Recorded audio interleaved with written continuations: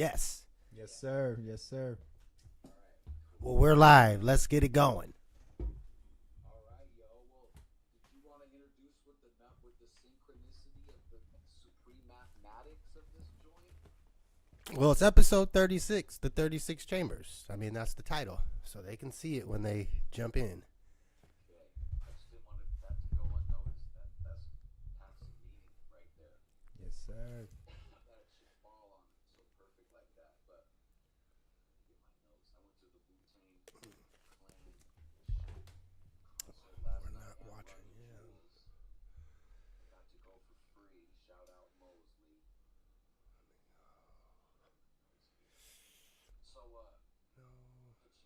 the change makers from Tacoma, they were having an event up in Seattle. It was kind of like a Wu-Tang after party / recognition banquet for youth, like sports coaches in the area. And like this particular group, these change makers, they're the ones that brought up the Russell to Tacoma. And they always do like a social, like a community aspect to their parties. So this particular one, that's just the two things that they had combined.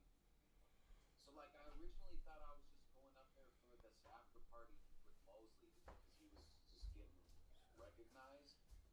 But then he called in the daytime and was like, dude, somebody just gave me tickets. I got tickets. We're going to the whole show. And that morning I had put on my Wu-Tang hoodie before I found out I was going to the show. Just to get in the spirit of the after show. But it must have worked because it manifested us tickets. So we went to the show, and here I got some notes for the show. And one thing I noticed is just how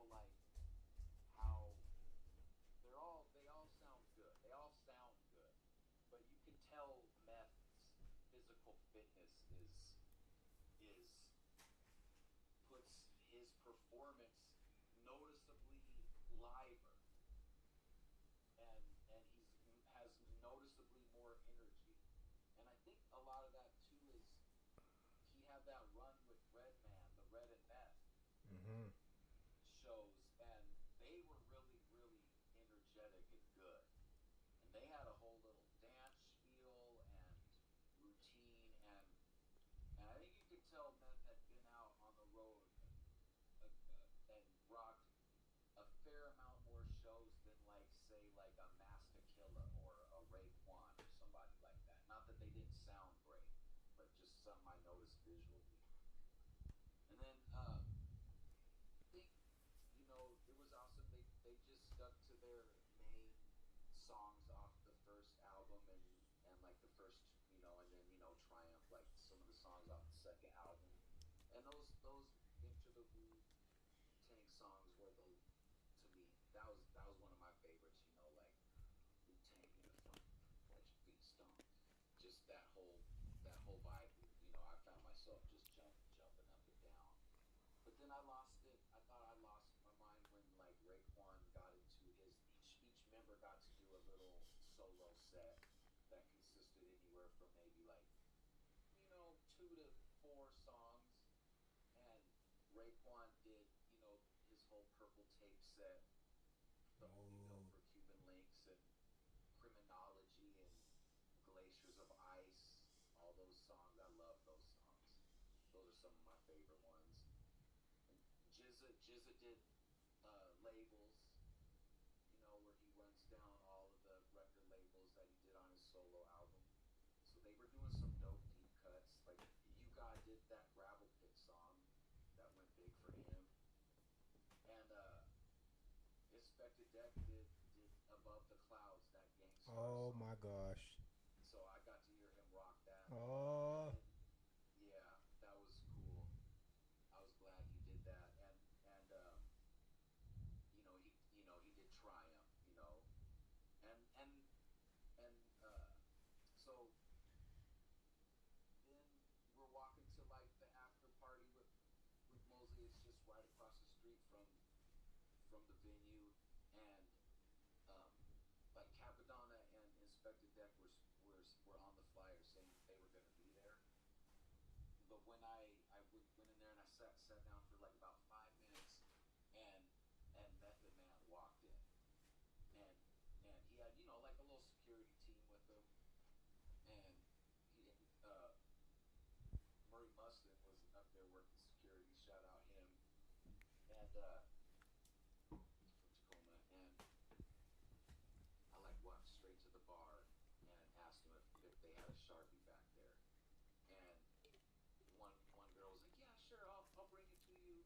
And I waited for a little while, she never did, so I just asked the whole, you know, there's like 50 people working in this bar, so I just asked another one. She was like, oh yeah, I'll be right back, I know where one is. And she brought me a Sharpie. This is how good the night was. She brought me a Sharpie, and then I don't know, some order must have got messed up. And as she was giving me the Sharpie, she was like, do you want this can of Angry Orchard? And I was slumming it, trying not to spend any money, so I was like, yes. So I got a Sharpie and a free drink. Good right off the bat there. I wanted to ask you, was Jizza in particular on point? Yeah, he was. Yeah, I seen unsettling footage of him about a week or week and a half ago. He's low energy.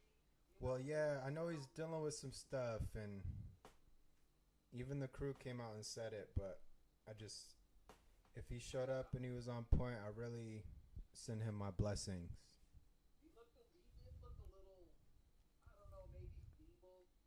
You know, he's 58 years old. Mm-hmm. I noticed. I looked it up last night, now that you mentioned that, because I was like, who's the oldest member? Yes, sir. I was thinking maybe it was Capadonna, just because he's like their OG kind of, but it's Jizza. But no, he was rapping. But yeah, he didn't have a fun look on his face. You know? Yeah, that's kind of what I caught. His voice is still so the genius, and you know the way he says his S's, and his you know, he's got that deep gravelly voice, but he still sounds so intelligent. He still sounds exactly like that, but he stands still. He is standing still, and he did leave the stage when it wasn't his turn more than some of the others. But he rocked a full set, and honestly, like, I don't know what it was. It was one of those where it was like a half band with the DJ, not a full band. You know, they had like the electric violin, the guitar, and the drums.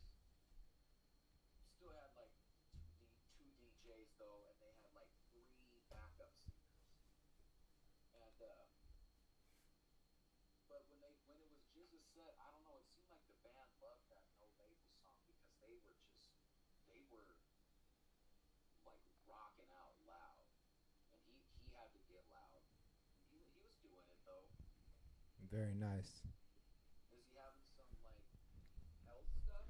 Well, no, I caught a video of him, and to put it blunt, he just looked sloshed. It looked like he hit the bottle a little too much. And I know when you write intricate like he does, there is that hazard of, you know, you sip a little too much and then you can't do your set.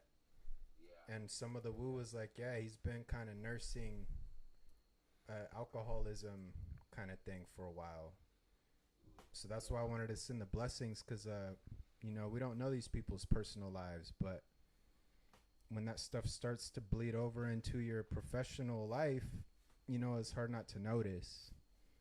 So if he did his thing, I commend him for that, and I hope he's got people in his corner that are you know, there for him. Amen. He's getting up there too. Like, he almost had it almost reminded me of Birdman, when Birdman was on stage a while ago, and it kind of looked like he just, not a blackout, but he just went offline for a little bit. And the crew had to kind of go over there and, you know, help him out. Reel him back in. Yeah. They were all doing pretty good. Good. Well, so Method Man walked in. I got the Sharpie, and they're standing in line. There's like some people standing in line to do the normal like picture thing, wait my turn. It's not a long line. The after party's small. There's really only probably like 40 people up in there at the time. And I was just like, I'll need a picture. I was like, would you? I was like, would you sign my thing? I was like, Pete's gonna sign my sweatshirt, and he was super happy. I didn't have to say anything after that. He grabbed my pen and then he grabbed me. He was like being real jovial with me. For some reason, he was like super like handsy with me. I felt like he was just like a happy uncle guy. He was like, get over here. Oh yeah. And he like turned me around and like sunned me, like went like that, and then like gave me like this whole Oh. Ah. his hand on. He had his giant ass hand on my leg. That's love. Like Clifford, like he was Cliffording me, you know. And then I walked him, and then I started to walk away, and I said thanks, and he like reached his hand out and he gave me like another dab, and he pulled me in and he gave me like a full on like big ass hug. And Oh man. yeah, it was cool. I didn't even have to finesse it or anything. He just grabbed me. It was fun, you know. And then I went and sat down, and like 5 minutes later, Capadonna and Inspector Jeff walk out of the elevator, and everybody's paying attention to Meth, and I just look over and I see him walk out of the elevator, and I still have the Sharpie in my hand, so I just walked straight up to him, and I had the pin right here, and I was like that. They already knew. They were like, yeah, and they did it real quick, and they did it real quick, and then as Inspector Deck was signing it, you know, I realized like I never consider him. I consider Wu some of my favorites, but not individually necessarily Deck. I do think he's super amazing. But then I realized, you know, like that Above the Clouds verse and the Triumph verse, you know, the Socrates philosophies of hip hop.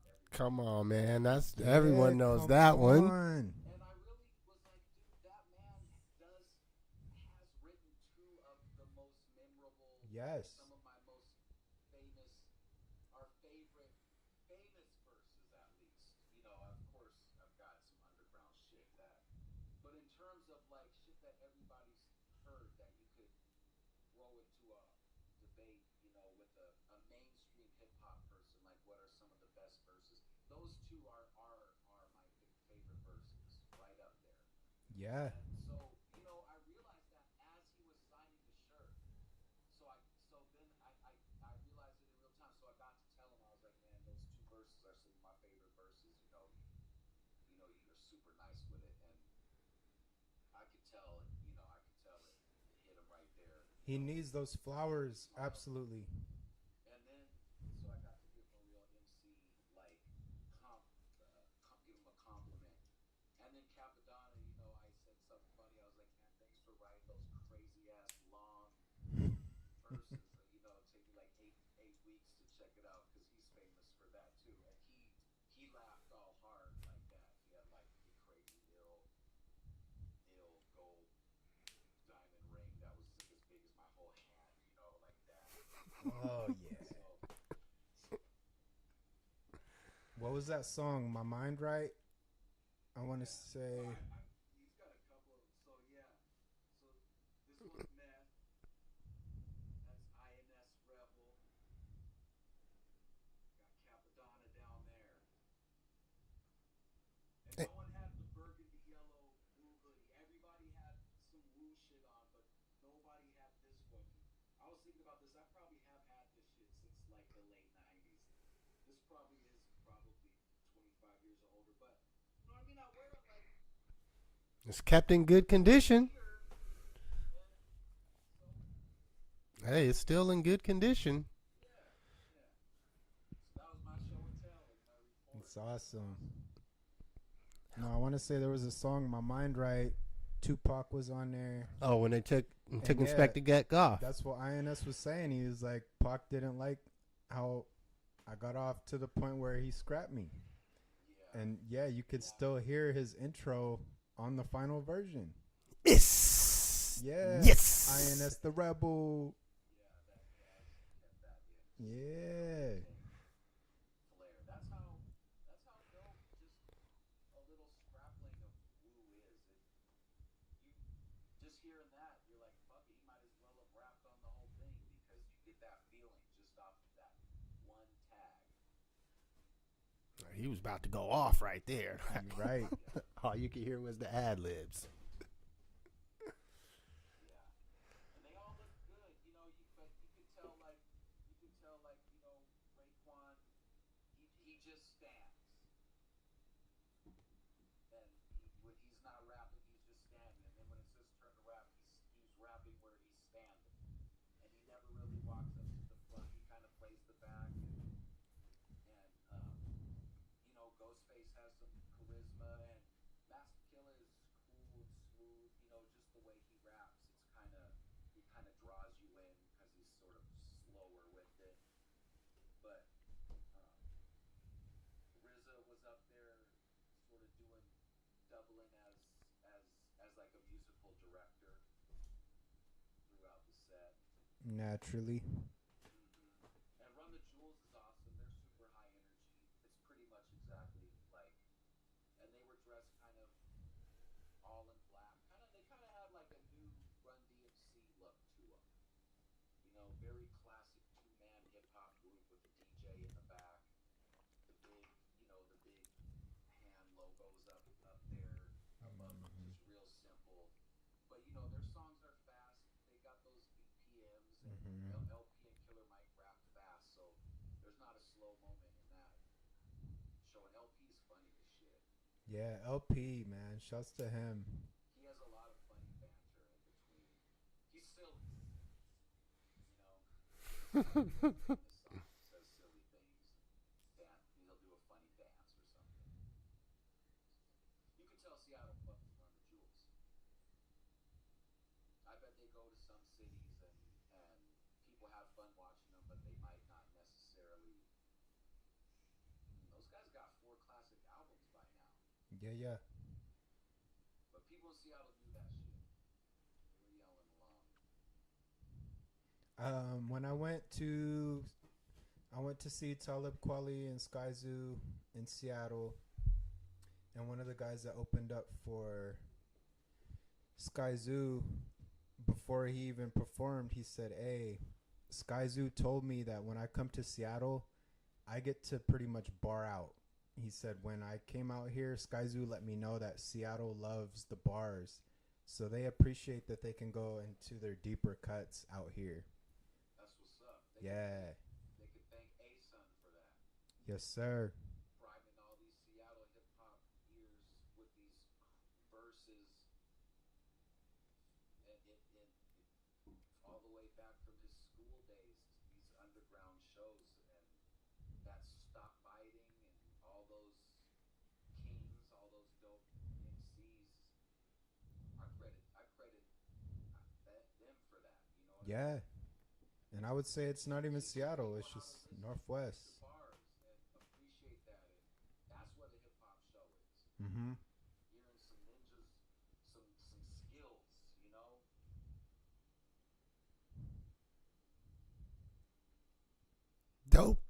Dope. I was just gonna ask. Ninja massacre style. Yes. I was just gonna ask. You know, and when I go to a show, I always I get pumped up about like performing myself. I always figure out like what do I need to work on based on looking at this show to get to another level. And they're, you know, 10, 15 years, you know, older than me, albeit they're established artists. I still feel like there's things to learn and to take away as an active performing artist. Is there anything you saw in those shows that like just made you think about something that you could do personally or Build and Destroy could implement? You know, honestly, I don't want this to come across as too like ego or whatever, but honestly, we got more energy than they do. And they lay the back when it's not their turn. And I think it's different. I think when I see Hieroglyphics perform live, that reminds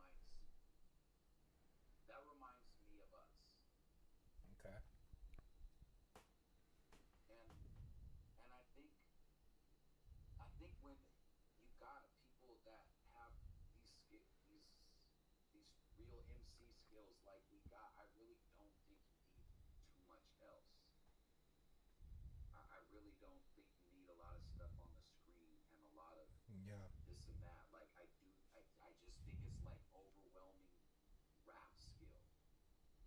And at that point, that is kind of what we do. So I don't know. I don't see many other crews having that. So I just think we need the few shows we've had were. I mean, to me, they were like electric. You know, they were like things I hadn't seen. So many different type of skills coming up and displaying. You know, it's more like a b-boy b-girl show. Mm-hmm. Like people going out one at a time and just doing amazing shit one after the other. It doesn't really have to be in sync or together. It's just your turn and it's your turn and it's your turn, and we're all out here in awe of each other. And that you can't get that anywhere else. That's what the show is. Okay. So there, take that, other crews. I remember Lupe told a story. He's like, usually I'm up there very active, I'm burning calories. And he said some cities, his whole crew knows what it means. He's like, tonight we're just going to Jay-Z it. And that just means that he's going to, tone it down. It's going to be like MTV Unplugged. I ain't burning out my energy for you guys. Stationary. Like I remember back in the day when I seen Freestyle Fellowship live, they reminded me of what we do. They don't do anything else. There's just four of them, and they're just every single time it's their turn. One of them is just wrapping circles around anyone else, and that's the show. So you really got to see Micah 9. You got to see Micah 9 put it down. Yeah. Oh, man. What does Micah 9 need? Micah 9 doesn't need a screen behind him. Dude, not at all. It would just take away from what he's actually doing. I'm jealous. I wish I could have caught those guys, man. They didn't have any pyrotechnics. You know, they had screens, and the RZA had like some cool advertisements for like some of his upcoming cinematic things that he was promoting. But there was some, there was lasers and lights, but there was no pyrotechnics. Even for Run the Jewels, it was like a hip hop show just in a dome in the stadium. The stage didn't move. It wasn't like when I went to see Watch the Throne or anything. It was just some rap shit. Love it. Well, we're gonna go eat, and I'll try to catch back on at you guys at the tail end, y'all. All right, man. Have a good dinner. Yeah, love you, man. Man, I'll text you tomorrow when I'm out and fresh and alive. All right. Well, there's our recap for the Wu-Tang and Run the Jewels, Seattle show and after party. We heard HighRize get 3 autographs. From the gods. The gods. What's that, 1/3? 3 out of 9? And I learned long ago they don't spit verses, they spit darts. They spit arrows. So I think HighRize giving Inspect the Deck as props, like he said, that goes straight to his heart. Because guys like that, they want their props, man. They know what they do, but they want you to know what they do. So shouts to Rise for giving these guys their props and their credibility, man. They deserve all the flowers. Darts with poison tree frog. Yeah, poison arrow tip dart. Well, And hold on, they every time these guys go out, it just inspires me, and it breaks the myth that hip hop is a young man's sport. I see far too many people out here killing it, tearing it apart in older, quote unquote, older age. So I'm finally convinced, you don't get older, you get better. As long as you keep your sword sharp. There is no aging out, so to speak, in hip hop. Your pen doesn't have to bleed out or age out. If you're still diligent as you were when you was in high school or as a kid, that sharpness stays there.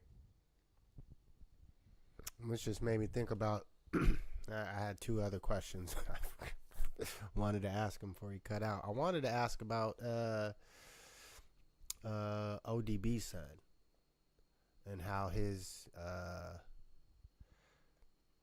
to where he, from all my readings and hearings of other folks, he's essentially he's taken on the character, and doing a pretty good job of it. So I'm sorry, I wanted to ask him about that. Maybe we'll get his opinion on that next week. I was also thinking about, he's talking about the Inspector Deck songs or verses. Man, I can't remember what song it was, but he said he went to jail at the age of 15 or 14. Something like, come on, man. That's one of my favorite verses. Of course, everyone loves the Triumph verse. Like mine was the impact will blow trees back and crack statues. When I heard that, he was good at making a visual picture in your brain. Like I literally pictured INS Rebel spitting a verse that would create a tsunami, that would crack concrete. So he definitely inspired me to keep things animated in your brain. He understand the power of words and how you could paint pictures. Yeah, that descriptiveness. I think that's something that has been falling to the wayside a bit in hip hop. We get to the English terminology of simile versus metaphor, but it's really using words to paint the picture. And I think right now we're in a simplified time.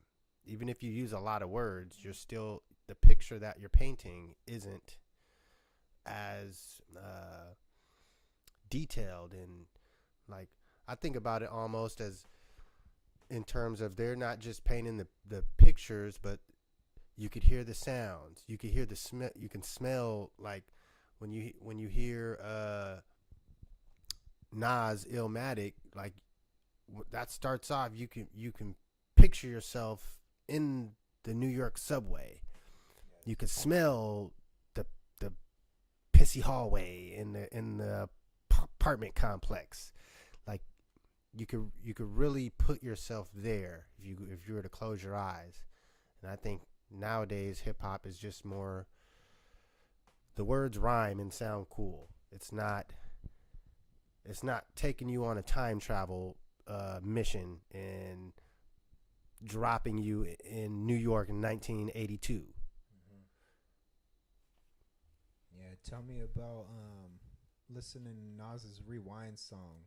You can't not listen to that song and not watch the film. That's a mini movie. And those kind of verses are only made from having a full palette full of colors. If you watch Bob Ross, when he would hold that palette, there wasn't 3 colors on there. There's about 10. And from them 10, he can make 30. So the more colors you add, the more vivid. That's what gives the story. A lot of these people, they need more colors on their palette. Otherwise, you fall into that pitfall of sounding like a rhyming dictionary or a thesaurus. It comes across really sterile. And people like Wu-Tang, I like Ghostface because he created damn near his own language. And I'm from the school of that, KRS-One, edutainment. I'm into creating new lexicons because that's how language is. We create the language on a day-to-day. All it takes is a few people to acknowledge a word and use it, and now that is a new word. Ebonics, slang, those are actual languages within our community, and they need to be acknowledged the same way that you acknowledge Webster, Yeah, I think that speaks to, I guess, going from that painting analogy, as opposed to the palette of colors. But then we get to technique and how we're applying, those, or even before we get to applying the paints, how we're mixing them, to mix the 10 to get to 30, or mix the 10 to get to 40. And then what's the brush strokes you're using? What are the brushes that you even have? What are any extra utensils that you're using? You see, going back to Bob Ross, when he puts in all the beautiful trees, he's using the little metal scalpel joint. Yep. He's not even hitting the brush. He's hitting it with the metal joint, and it's like, you go back to Sistine Chapel with Michelangelo. It took years to complete. That man didn't do that all by himself. What happened was he got commissioned to paint a project, but he also had a team, and his team was advised by him how to mix paints. So he had a whole team that was just there solely to mix paints for him to apply the paint. So there's absolute props that you get from even learning how to mix paint in a proper way. And back then, they were trying to figure out, a lot of paint back then would fade over time. Da Vinci and Michelangelo, they actually started using egg yolks in their paint to help preserve the saturation of the paints. Look, this is that that's adaptability we were talking about. Hey man, we got to figure out how to make our shit last. Yeah. Hey man, dude, let's throw some egg yolks in there. I mean, yes, it's thick. I mean, maybe that's gonna give it some. You have to know that if you're using oil paints, certain whites turn yellow over time. Do you know how long it took for master artists to understand how to use whites that would remain white? Because things that you got out the tube, it doesn't stay that way. Over time, these things oxidize, they change colors. So a lot of these paintings that didn't have that forethought, they don't look the same as when they were completed. So for something like a Mona Lisa to remain, that has to do with the technique and applying passion to the technique. Because white doesn't stay white. White can turn yellow in the painting world. And you have to have amazing foresight to understand that and to avoid that. Hey, well, I think this is a good segue into maybe you showcasing these joints that we got behind us in the background. Yes. And speaking about them, I mean, I can see the Warhol Tacoma Dome design, but I mean, most people in Tacoma might not even know what that is. Yeah, man. There was a chance to have Andy Warhol commission. He was almost commissioned to paint the Tacoma Dome, and when he looked at it from a bird's eye view, he imagined it as a flower. So I just wanted to commemorate Andy Warhol and the city of Tacoma. Even though that plan didn't go through, those preliminary pictures of his idea they're etched in memory and they're classic. And I just wanted to give props to people that see things in another light. So obviously Tacoma Dome is blue and it's gray and it has hues of white. Somebody like Andy wanted to come out here and beautify it in a whole nother way. And I have this piece right here. It's hard to see, but this is actual hilltop. And I comprise those buildings of speakers. It's speakers, but I also added the red. I added the red to symbolize blood, the lifeblood of the city. We got this one over here. This is a shout to the Mali tribe, the Dogon tribe. This is a protection piece. Something like this that's in your house. It's such a striking design. I've lived it. People walk in and they go, "What is that?" This is a defense picture. I'm trying to understand and trying to create pieces that make people understand that this art is powerful on levels that you don't get it credit for. You can literally create pieces that invite people. You can create pieces that'll push people away. Some of these things are protection pieces, and some of them are empowering pieces. So I gave you guys the duality. This is an empowerment piece right here. This is empowering the city of Tacoma. I don't want us to lose sight of what Tacoma brings and offers. And, you know, for Andy Warhol to see our city a certain way, it says a lot. I don't know if he walked the streets, but immediately when he seen the architecture, he had a vision. And stuff like this is more of the other thing. This is to keep certain people away. And it'll irritate certain demons, you know, if you're not grounded and you're not in a peaceful space. Stuff like that might scare you, but it'll tell me more about you than it will me. So I never want to forget, you know, that we use art as a form of expression and protection. And I can't wait to give you guys more previews on this street fair coming up, because we take this art very serious, and it's way more than just putting colors on a canvas. We try to use this to empower our peoples.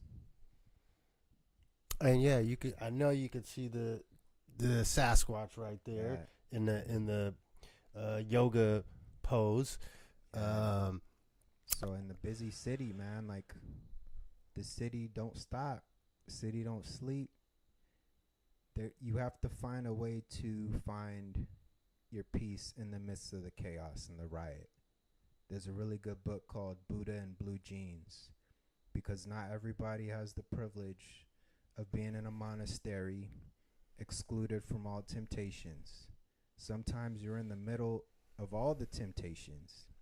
To me, that's what forges the true discipline.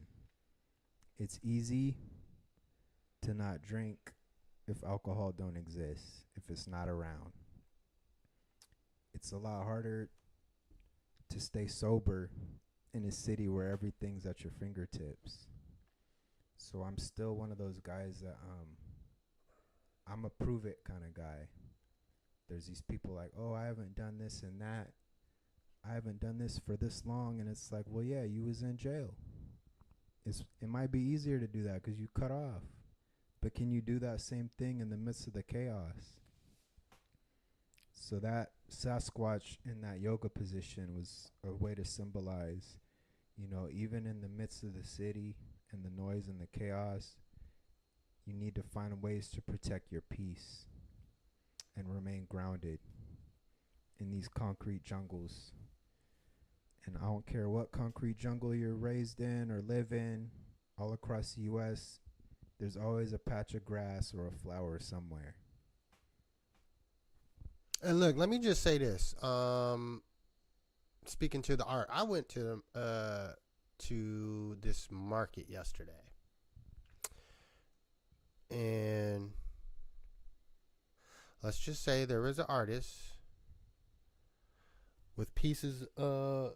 Something this size would be $1,000. Something this size, 500 easy.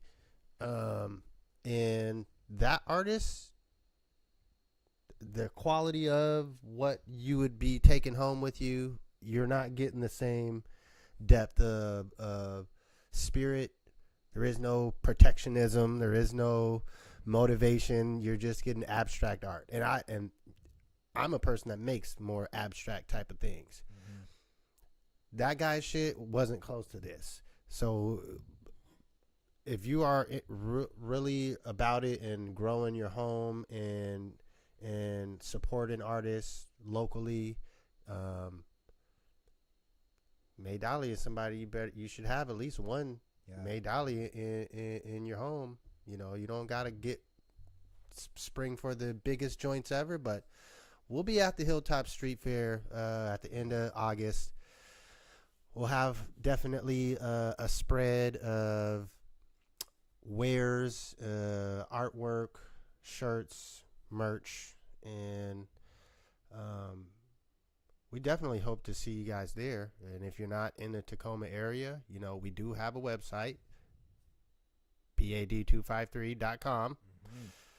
Mm-hmm. And on there's a couple pieces that Mae's got on there. His email is there. You can email him directly if you're interested. and make an offer and Power pieces. Get the artwork and have it shipped, and tag us in the Instagram and Facebook and whatever other social medias once you have it in your home, so we can say, look, we don't make masterpieces, we make power pieces. All of these things were created with the utmost intention for humanity. If I'm not in the right mood, I'm not going to create. The same as with, if somebody's in a bad mood, I don't want them making my food. If you're in a bad mood, I don't want you growing my vegetables. There has to be a certain kind of allocation of emotion. You have to be able to get out of your own way, I guess. And the peace and love that you put into a piece, I totally believe that it resonates when it's done. Some of these pieces that people create, when you go to these museums, they might strike you with certain emotions, and most definitely you can almost bank on those emotions that you feel when you observe. That may be the emotion that the artist was feeling at the time. So these are mediums such as paint, canvas, but don't believe that it's not spiritual. All of this stuff is not done by mistake or accident. It's very intentional. And I hope that if anybody acquires a piece, I would find it would be the utmost compliment if somebody said, like, this piece actually gave my place calmness. Or when people came in, I seen the energy change kind of thing. I adhere to those policies, and I don't play with the art. I understand that it can change moods and minds, and I never downplay how influential it is. Yeah, man, we're coming straight from the spirit realm to the physical realm. We're trying to manifest it exactly as it appeared to us or within us, and bring it out and share it to the world as it was meant to be. Everything humans make comes from a higher power, whether you believe in God or just the universe. But creation itself,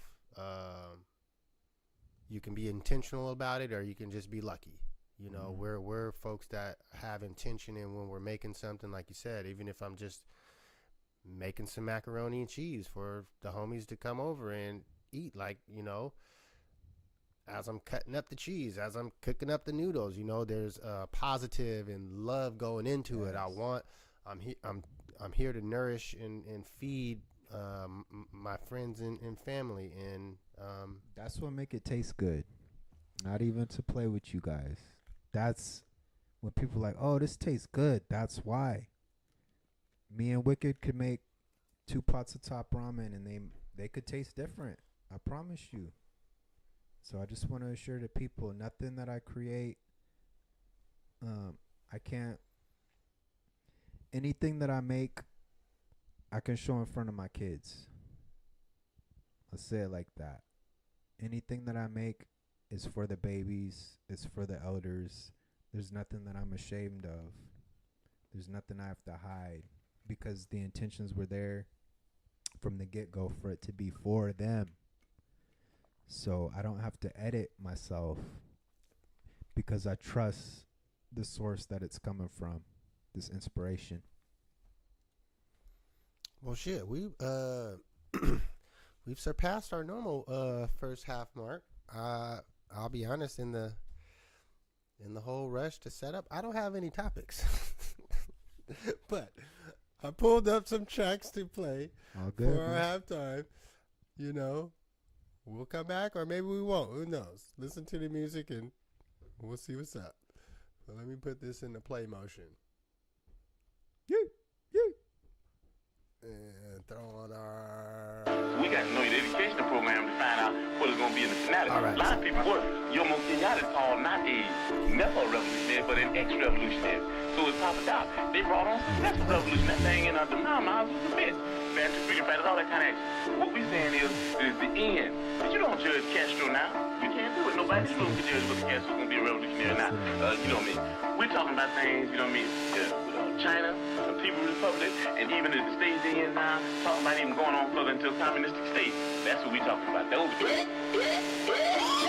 Earth on fire, we ain't trying to start a riot, but a revolution and praying to the highest ain't the same as stacking up bullets and glass bottles and learning how to make cocktails, mixologists. We all stars, no astrologists, white dwarfs imploding, trying to suck us all up in. Hold your breath, save up oxygen, whole world underwater.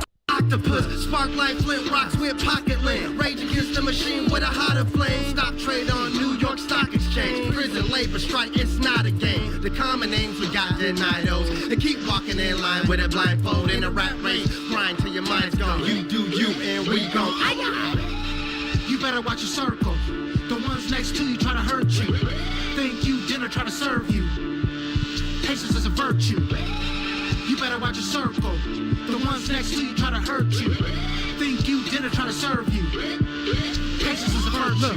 Stay to myself, stay solid. Read books, absorb that knowledge. Self-taught, never went to college. My neighborhood ain't by Mr. Rogers. Since day one they trying to stop us. Hopping fences, ducking helicopters. Grew up playing cops and robbers. My own man grew up without my father. Don't cry now, why bother? I got sons and daughters.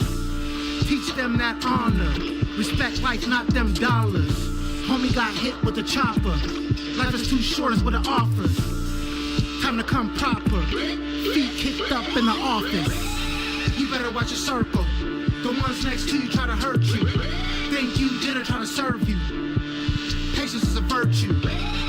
You better watch your circle. The ones next to you try to hurt you. Think you dinner try to serve you.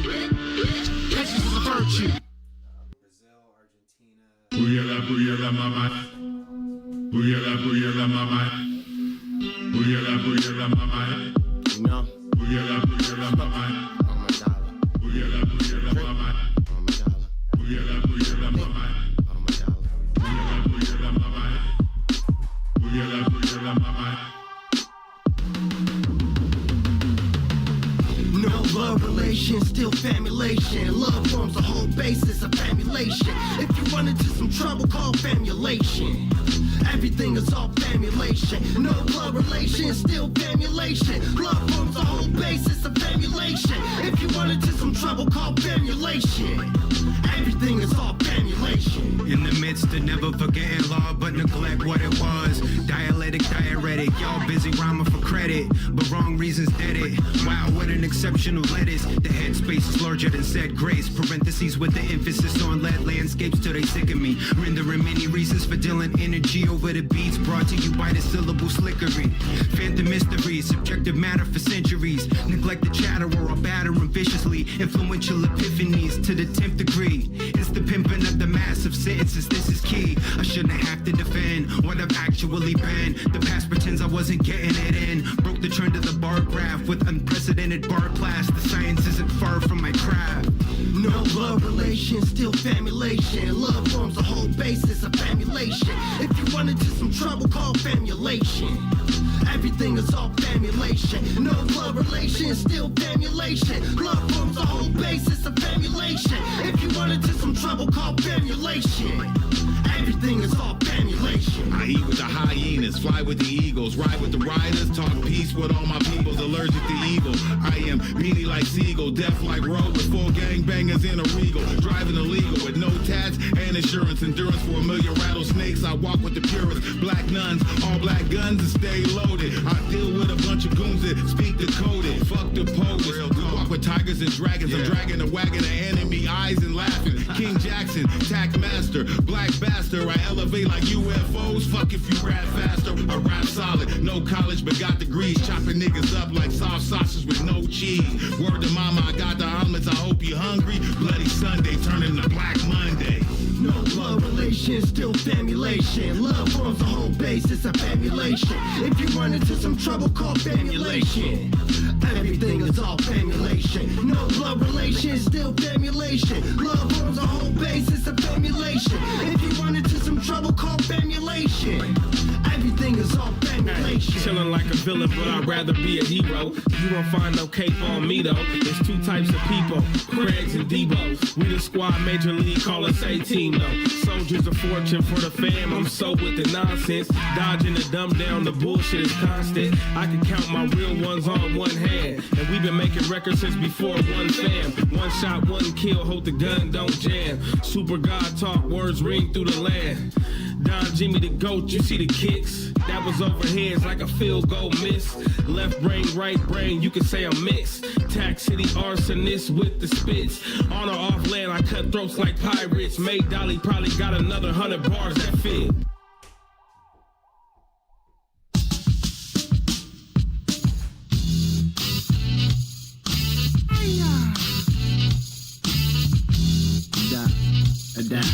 Adapted. My crew, we gets down to business, and after the mission is finished, we kicks it. My crew, we get down to business, and after the mission is finished, we kicks it. We kicks it. We kicks it.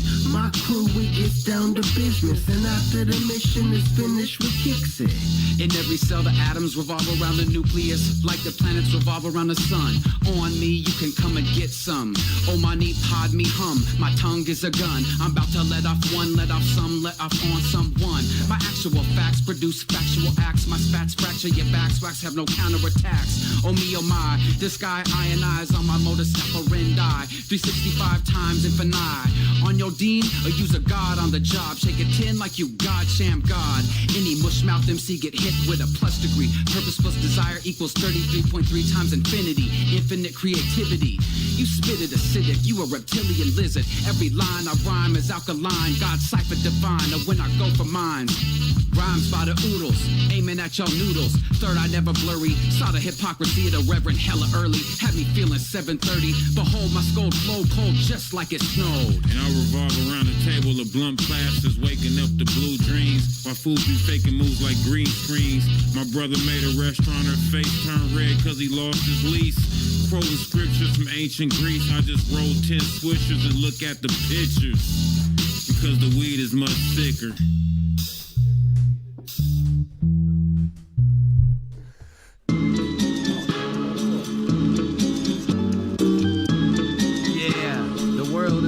Circus.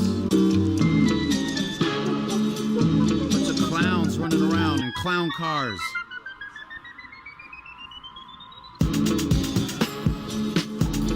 Gluttonous, gullible, gobble it all of the bull. Your bullshit is unbelievable. Be gone, the gall you get makes you get got. I'm in like amen, a man on Amen Ra. My own may slay y'all, be that as it may. Me and May. Be that as above, so below. My bellow beckons.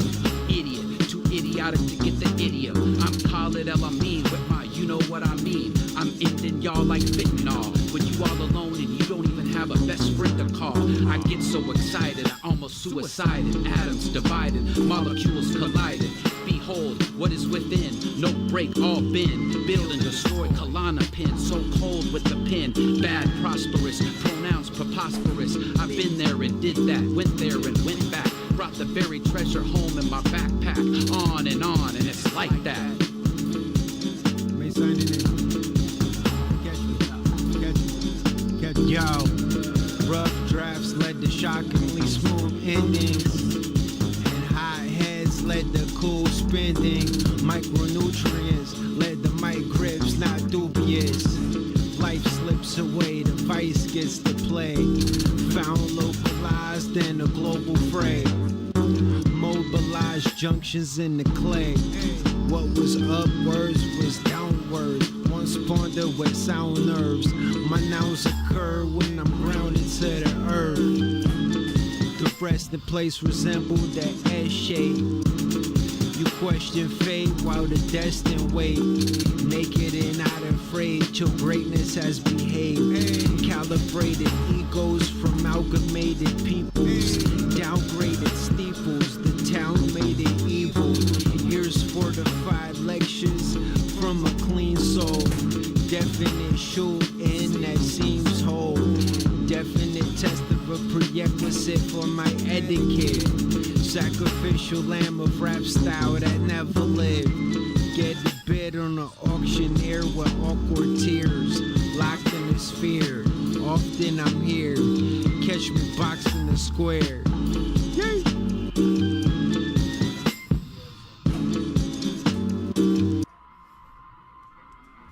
The messianic Pac energy.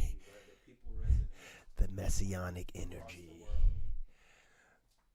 9 out of 10 dentists recommend. You don't want to be that one dentist talking about crest isn't good. I don't like crest. I like Sensodyne.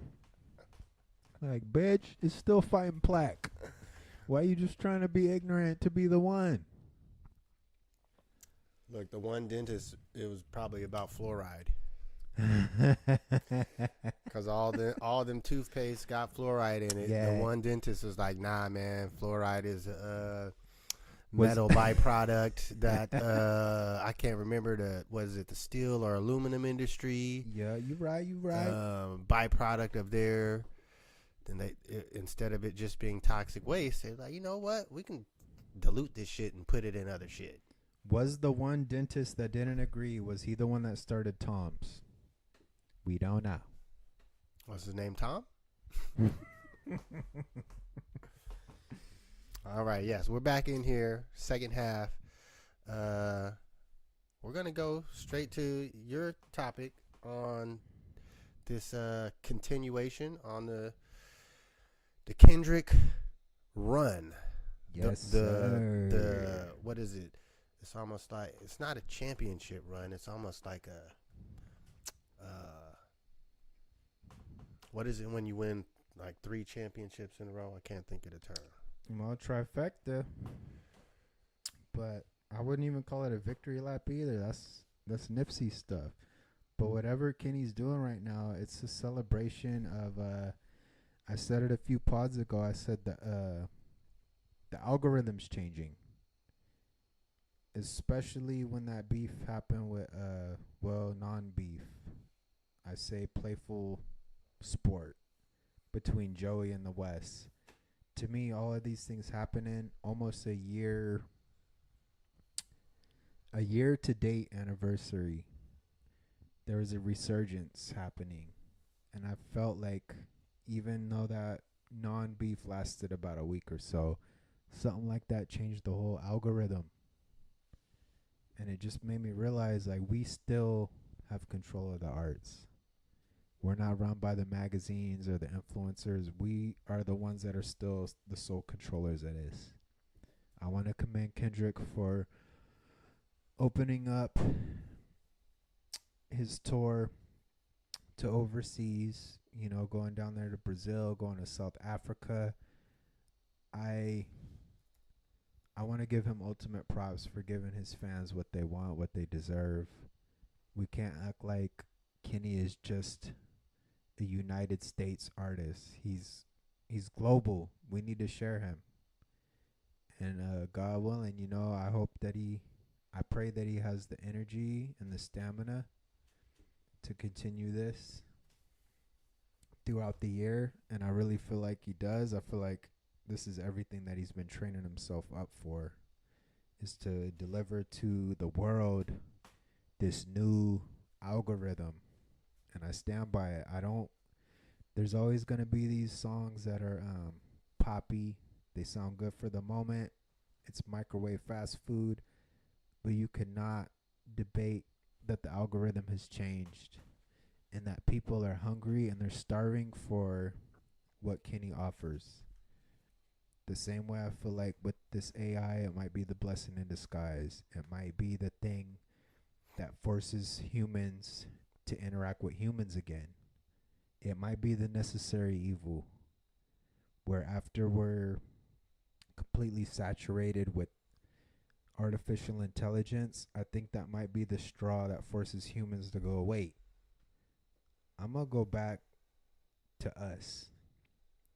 And maybe that's what was needed this whole time, because we stopped talking to each other. We stopped listening to each other's problems. We stopped being empathetic towards each other. But maybe, just maybe, and I say it because of the outlash that Alchemist and Erykah Badu faced with their AI video. I don't give those guys hate. I want to go to their show. But I feel like every comment in those videos was about, why are you using this? Why are you doing this? Why are you doing that? It gave me a inkling of information like, wait, we're still thirsty for humans. In a roundabout way, like, even though people aren't saying it out loud, the comments say everything. So people being mad at Alchemist and Erykah Badu for releasing an AI generated video, that outlash made me realize, wait, this might be the crux that allows us to look for and thrive for human created things. I'm still not, I don't believe that everybody's going to be on board with the AI stuff. Like, I'm trying to give humanity more credit. I feel like at a certain point, we're going to get sick of it and there's going to be a resurgence. And again, you can't throw it away. You can't delete it. You can't go backwards because it's already here.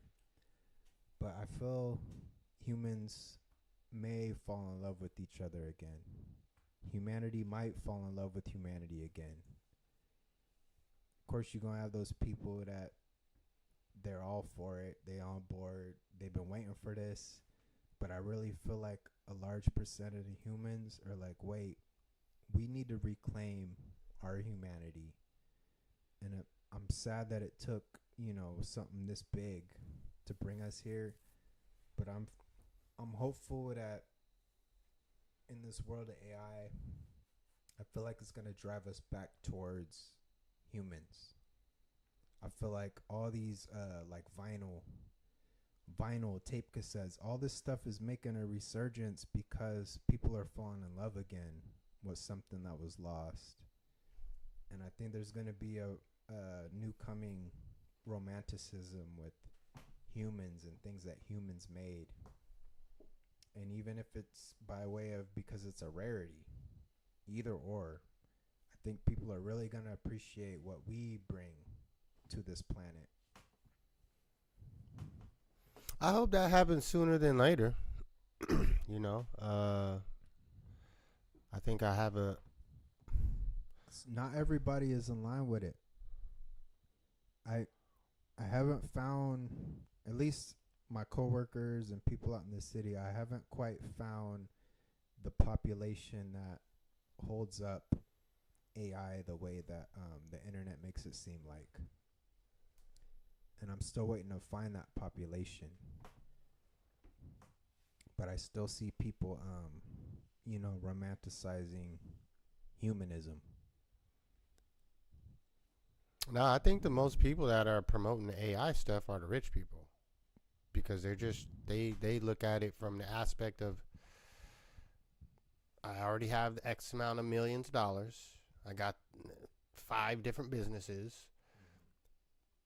If I can not hire anyone for any of my 5, maybe I don't fire anyone, but my business can grow 3 times and I don't have to hire any new employees. Do you think people are being paid to promote stuff like this? Well, I think, look, idle time. The way that they promote new products or new things, how there's like, oh, you get a kickback for promoting this. Do you think there's an actual machine working to help give stuff like this wheels? Yeah, I think it's the people that got the money in the businesses. Like, it feels more like a recruitment than it is a movement. It feels like these messages I get from my son, like, hey, this is Sergeant blah blah blah, we wanna have you join the Navy, or we wanna have you join the Army. It feels more like that, like a spam, where my son's not really, he doesn't have those ideas on his own, but there's people that are there to help plant the idea that he didn't have through spam blast, email blast. My son hasn't expressed interest, but yeah, you're gonna message me and say that he has interests. He doesn't. Well, I think this just makes me think, oh, that's a great topic, because now I'm getting into my my movie realm. This Inception. It's how do you plant an idea into someone else's brain to where they think they had the idea? Because if you don't plan it properly and they know that you planted it, it's like your body is going to try to reject the foreign object. But if you plan it properly to where the person thinks that it's their idea, they're going to run with it. Because I got a great idea now. I'm going to join the military. Or whatever that idea is, that from the AI perspective is this idea that AI is going to make everyone's life so much easier. That idea is being implanted into everyone's head and they're running with it, but they're not thinking through the steps of, let's say that they're correct. It's going to make everyone's life easier in the long run. But that could be 10, 15, 20 years. What happens in the middle time when we're going through the transition from where we're at now to robots at all the fast food joints, McDonald's, Subway, you name it. Those are all the kind of surface level jobs that are going to be eliminated, and those people are going to be on some type of assistance, because as the surface level jobs get eliminated, there's just going to be more people fighting for the remaining jobs that are left. And then I think maybe in the long run things might get easier for everyone, but it's going to be a tough transition period that I don't think people are really prepared for.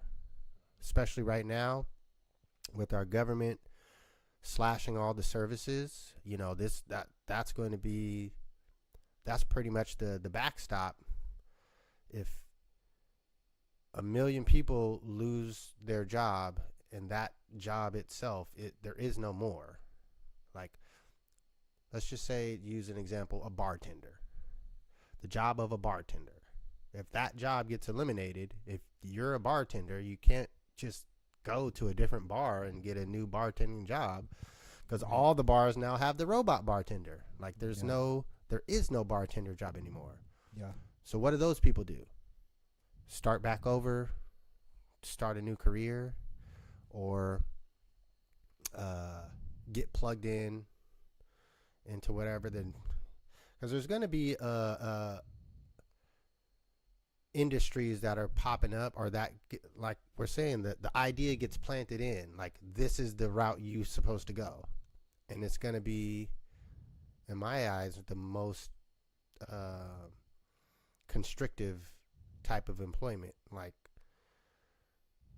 they're going to pay you just enough to where you have to stay there, to where you can't, there is no extra.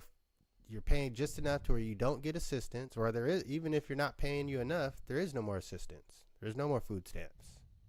Like, that's just not a thing anymore. You either work or you are on the streets begging. And I think that's the part that people aren't seeing, is there's going to be so many more people that are just without completely. And not because of they fell into drug addiction or anything like that. It's just they lost their job. They've been trying to find a new job for 6 months, but there are no new jobs. Like, what do you do? So, yeah. Somewhat a depressing topic to think through it, but, I think we have to be thinking through it, because if we don't, it's just going to happen to us, and then we just get whatever we get. And I don't want to be that person to just, we get what they give you. You get one potato and a slice of bread for your day. one cup of rice and 8 ounces of water for your day. Yeah. Yeah. It seems far-fetched, but I mean, if you want to talk real stuff, the European Central Union is right now talking about stealing their own population's money. This is a fact. The European Central Bank, Christine Lagarde, who's actually is a felon who went to prison for like financial stuff, for cheating people out of money. But she's now she's the head of the European Central Bank, or one of their policy leaders. But she's giving speeches this last week talking about the European market, the financial market is not beneficial to the European people. We're going to utilize the savings of the people to invest into the market. So pretty much the plan is to steal your money if you let it sit in the bank for 6 months or more. And they're going to invest it for you into their programs, which all governments, all they do is spend money. They don't know how to make money. They just spend money. That's why we're in the problems that we're in right now. The government can't stop spending money. But this is a fact. And if we think it's not going to come to America, well, we can look. We don't have to go far back in history. You can look at Cyprus, which is a country, smaller country in Europe. They had the bail-in. That was in 2008, I want to say. Which meaning you go to the bank. If you had $1,000, you go tomorrow. Now you have 100. Everyone gets Everyone gets a zero chopped off of their account. If you had 10,000, now you got 1,000. I mean, this is real stuff that happens. And the governments and people that are in power, they're just pushing for more power. They're not one of us. We're regular people that have to get up and go to work. These folks, once you make it into the government, you got guaranteed health care for life. Yeah, you got guaranteed. You got guaranteed retirement for life. Yeah. Well, all you got to do is take your oath. Yeah. Once you take your oath of office, you're guaranteed. Even if you get kicked out for doing something wrong, I just learned that you get paid forever, for life, until you die. And then when you die, your kids get whatever the state life insurance policy is. I'm sure they have something already built in. So your kids get an extra 100,000, 200,000. I mean, that's where lots of our money is going. It's called entitlement. Yes. And that's not, so they're not talking about changing entitlements at the government level. They're talking about changing entitlements at the citizen level to where Social Security, instead of you being able to retire at 67, they want to raise it to 70. Which, I mean, at the end of the day, we should be lowering the retirement age, not increasing it. Yeah, because the rate at which we die it's becoming shorter. People aren't living as long as basically, you got Native Americans, as long as they were allowed to eat their diet, they were living over 100 years. If you left them to their devices, they were allowed to live 100 years plus. But when you come in there and you throw a curveball, same with Hawaiians, like when you got these people eating spam and stuff like that diminishes the life expectancy. You no longer left people to their own devices. You interfered. You threw a wrench in the engine. there's a systematic plan to have you die a lot sooner than you was meant to die. And whether people subscribe to the Bible or not, it don't matter. But there's stories of people that lived hundreds of years, man. It's not this ageism thing. It goes back to what we were talking about earlier in the first half about how hip-hop is not a young man's sport. It's just a sport. So it don't matter if you're 300 years old or 15. If you got the skills, you got it. But if you're dealing with these things that help bog you down and bring you down and keep you from being your best version of yourself, then yeah, you're going to get clipped. I want to tell the people, take care of yourself. Love your ancestors. Love your family. Eat healthy foods if you can. If you can, choose the best version of what you got available, because we were not designed to die this early. If you're dying early, if you have ailments, that stuff was placed upon you. You're here to help fight against the adversities that were put on your shoulders. Our bodies were made for the long haul. And I've met many of people that are way older than me that feel better than they've ever felt. I've seen senior citizens break the bench press record. I've seen senior citizens break the push-up record. There's something that they're doing within their human body that's fighting against what was placed against them. And it's not to say, you know, like, if the stuff wasn't here, we'd probably all be there. I'm just saying the war is getting stronger, so you got to fight harder and harder. But do not think for 1 second that you was meant to be born and die at age 60, 70. We was here for eons and eons, and we were made to last as long as you give the body what it needs. And every day there's breakthroughs on there's a big thing right now happening with ageism and age reversals. And look, if you are feeling ailments, you can hit up the Salish Root Farm. Salish Root Farm, yes sir. Get you some good tinctures and ointments. Yeah. I got the lung boost. Mm-hmm. I've been doing my little 2 teaspoons a day of that. And look, I wasn't sure because I did took some stuff that was apple cider vinegar based before, Mm-hmm. and this was smooth, and I could actually, I felt like I could feel the effects. I mean, you don't. Good. It seems weird to say that since you're just taking a little teaspoon or. It's incremental, right? Yeah. It's an adaptogen where, you know, your body gets used to what you give it, and the body is used to, it responds to whatever ritual that you give it.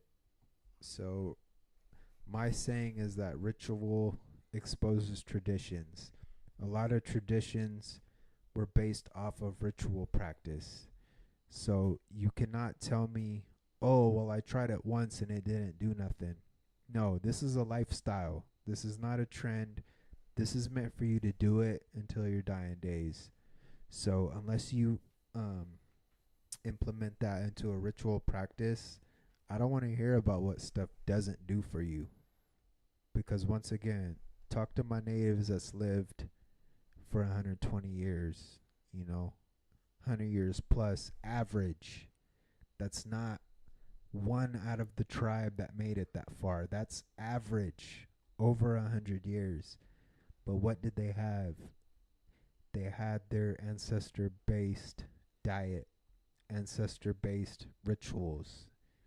That was diet, that was singing, dancing. All of that stuff is it's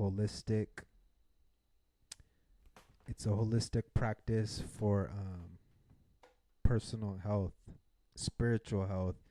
There's a way to feed physical self and spiritual self. So if you're not doing these things diligently, you can't blame it on nobody. It comes down to what you're doing on your day to day. Discipline. Yes. No, I mean that's where I just take my little teaspoon. I designated a little half a teaspoon out the kitchen drawer just for that. Yeah. So it stays right with it. Do my little. Do what you can do in these times. Yeah, morning. Not everybody morning or night. Just get a solid routine. Yeah, not everybody is afforded these luxuries, but damn it, if you can, you should. Well, everyone makes their own routine. Let's be clear about that. Whether you're super rich or you're super poor, we all have 24 hours in the day.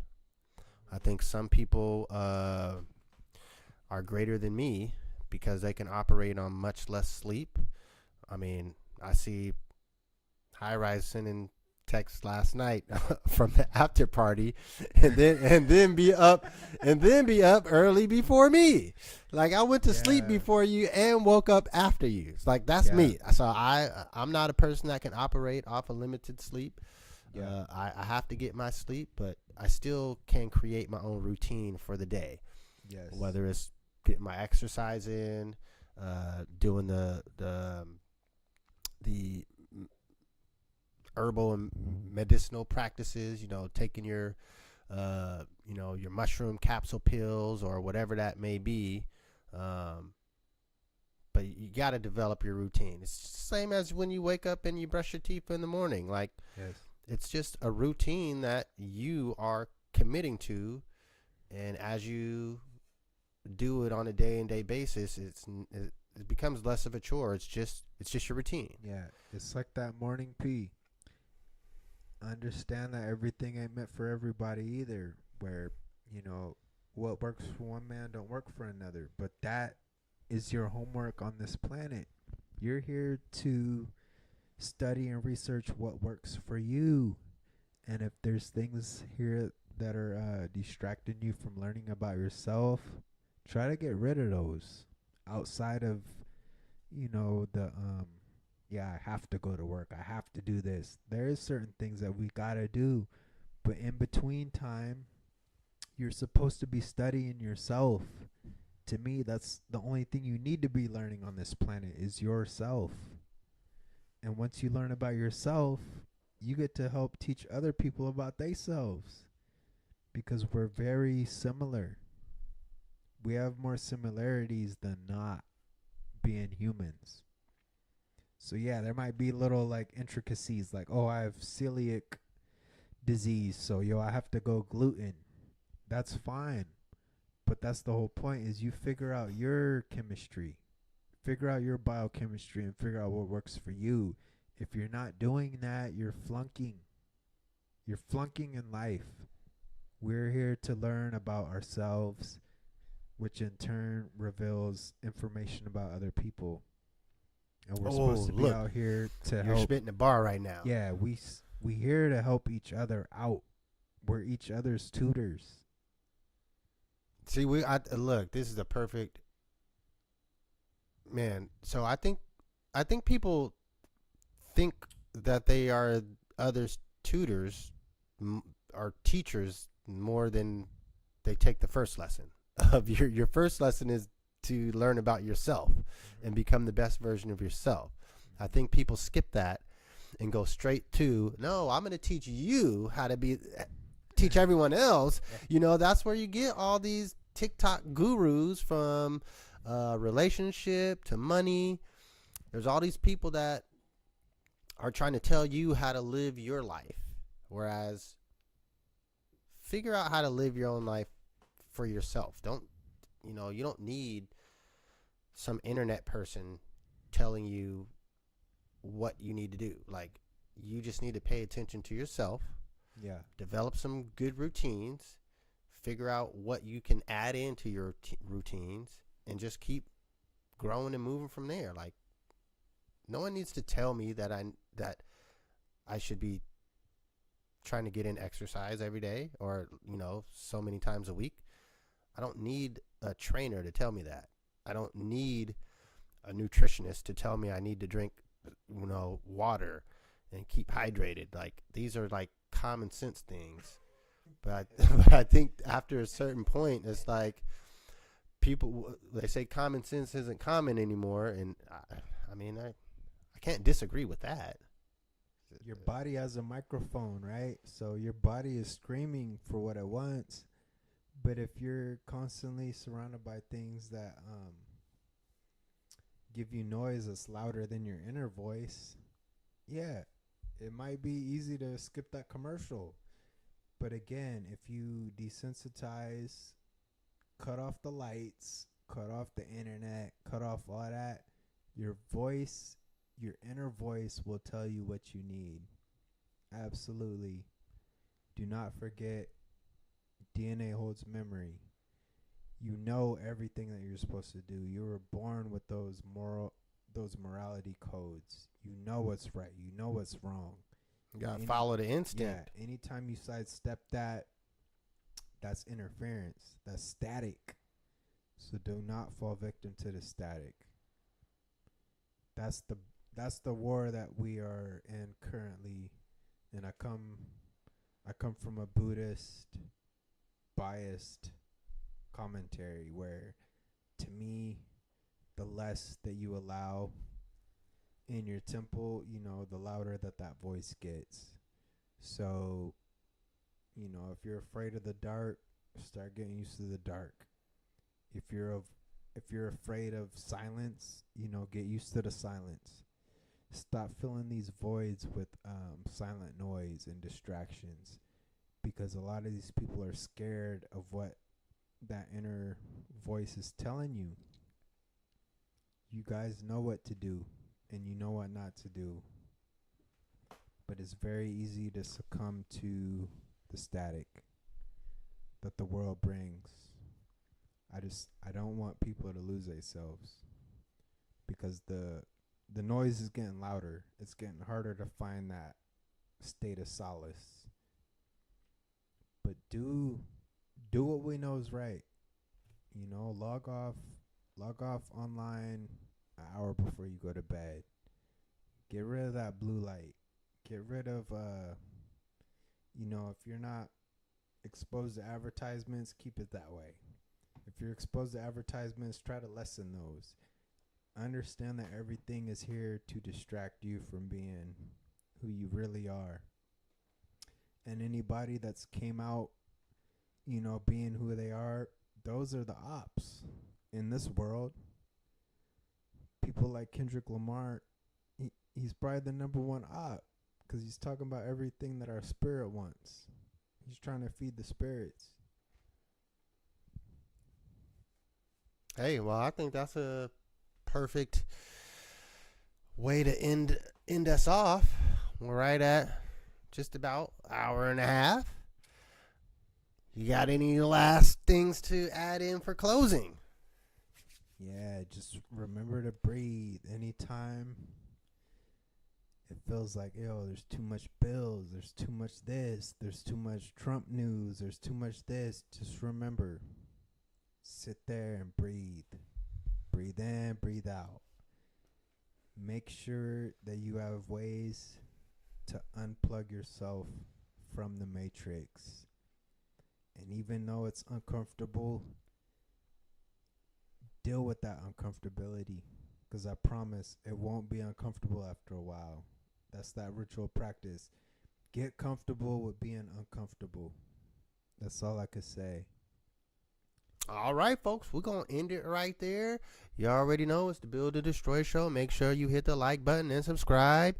Share it with your homies so we can chop it up on the Sundays. We be here around 5 p.m. Today we started a little late because we're on the mobile. We're not at the regular broadcast station today. We're here in person together. Did it. All right. Well, cheers to you. We'll see you back next week.